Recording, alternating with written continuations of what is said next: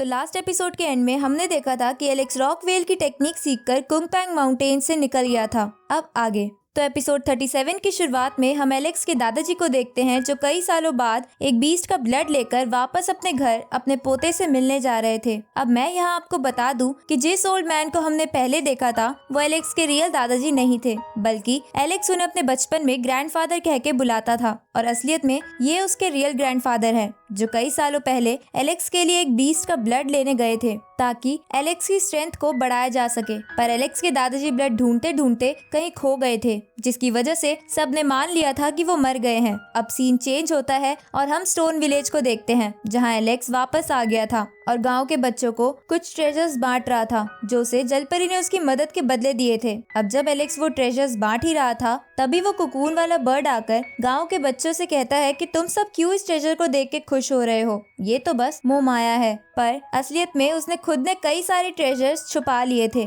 जिसे देखकर सब हंसने लगते हैं। आगे एलेक्स गॉडल्यू के पास जाकर अपनी रॉकवेल की टेक्निक उन्हें दिखाता है, जिसे देखकर गॉडल्यू उसे कहते हैं कि तुम्हें इसे प्रैक्टिस करते रहना चाहिए, जिसके बाद तुम इसमें मास्टर बन जाओगे। साथ ही तुम पावर में ज्यादा मत उलझ जाना क्योंकि ये तुम्हारे लिए खतरनाक बन सकता है। तो एलेक्स थैंक यू बोलते हुए उन्हें भी एक ट्रेजर देता है, जिसे देखकर गॉडल्यू कहते हैं कि ये ट्रेजर सिर्फ ह्यूमन बॉडीज के ही काम आता है। साथ ही वो एलेक्स को बता देते हैं कि उसके ग्रैंडफादर जिंदा है और वो वापस अपने घर जा रहे हैं। ये सुनकर एलेक्स हैरान हो जाता है क्योंकि उसे लगता था कि उसके ग्रैंडफादर मर चुके हैं। दूसरी तरफ हम एलेक्स के ग्रैंडफादर को देखते हैं जो अपने घर वापस आ गए थे, जिन्हें देखकर महल के सैनिक चौंक जाते हैं क्योंकि उन्होंने उन्हें कई सालों से नहीं देखा था। इसलिए वो सैनिक ये खबर करंट राजा तक पहुंचा देते हैं जिसका नाम मिशेल था। इधर एलेक्स के दादाजी से मिलने महल के 3 बड़े लोग आते हैं जिनमें डेविड का फादर लुइस भी था। अब एलेक्स के ग्रैंडफादर जेसन यानी एलेक्स के फादर और एलेक्स के बारे में पूछने लगते हैं जो उन्हें कहीं भी नजर नहीं आ रहे थे, पर वो तीनों जेसन और एलेक्स के बारे में कुछ भी सही नहीं बता रहे थे। ये सुन के एलेक्स के ग्रैंडफादर को गुस्सा आ जाता है तो वो तीनों अपनी अपनी स्पिरिट को वहाँ बुला लेते हैं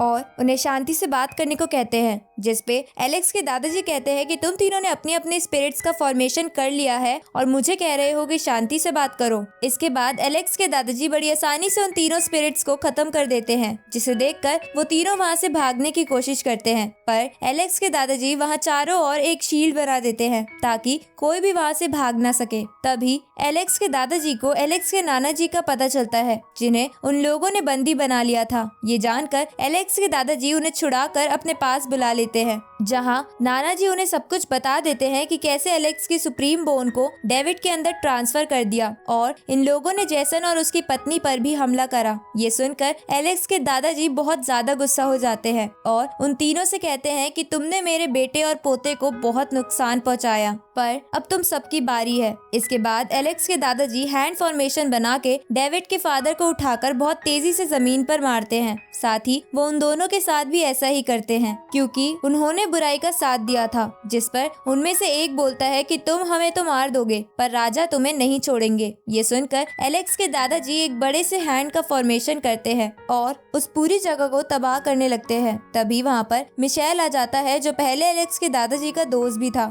अब मिशेल एलेक्स के दादाजी को कहता है कि जब मैं राजा बना उससे पहले ये सब हो चुका था, इसलिए मैं कुछ नहीं कर पाया, तो तुम भी इस जगह को तबाह मत करो। जिस पे एलेक्स के दादाजी बोलते हैं कि अगर ये सब मेरे बेटे ने करा होता तो मैं उसे भी मार देता, तो मैं तुम्हें और इन लोगों को कैसे छोड़ दूं। ये सुनकर मिशेल गुस्सा हो जाता है और अपनी एक खास टेक्निक का फॉर्मेशन करता है ताकि वो एलेक्स के दादाजी को मार दे, क्योंकि वो रुक नहीं रहे थे। ये देखकर एलेक्स के दादाजी भी एक बड़े से वेपन का फॉर्मेशन करते हैं और मिशेल के फॉर्मेशन को तोड़कर उस पे सुप्रीम गोल्डन ईगल टेक्निक का इस्तेमाल करते हैं, जिससे मिशेल का फॉर्मेशन पूरी तरह तबाह हो जाता है। ये देखकर मिशेल अपने एक वेपन की मदद से पास जाके एलेक्स के दादाजी से लड़ने लगता है, जिसमें एलेक्स के दादाजी आराम से मिशेल पर भारी पड़ रहे थे। तो मिशेल अपनी ड्रैगन टेक्निक का इस्तेमाल करता है, तो एलेक्स के दादाजी भी अपनी ड्रैगन टेक्निक का इस्तेमाल करते हैं, जिसके बाद एलेक्स के दादाजी का ड्रैगन मिशेल के ड्रैगन को खत्म करके मिशेल को भी हरा देता है।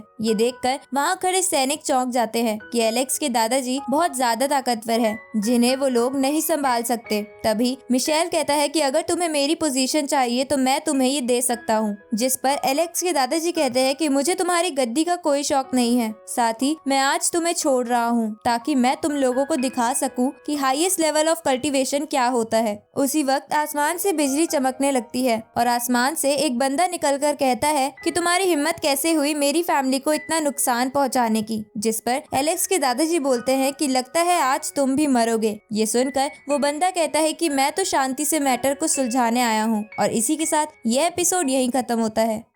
इस सीरीज के अगले एपिसोड जल्द ही इस चैनल पर आ जाएंगे, तो चैनल को सब्सक्राइब करना मत भूलना और नोटिफिकेशन बेल भी ऑन कर लेना ताकि कोई भी वीडियो आपसे मिस ना हो। तो मिलते हैं आपसे अगली वीडियो में, तब तक के लिए गुड बाय।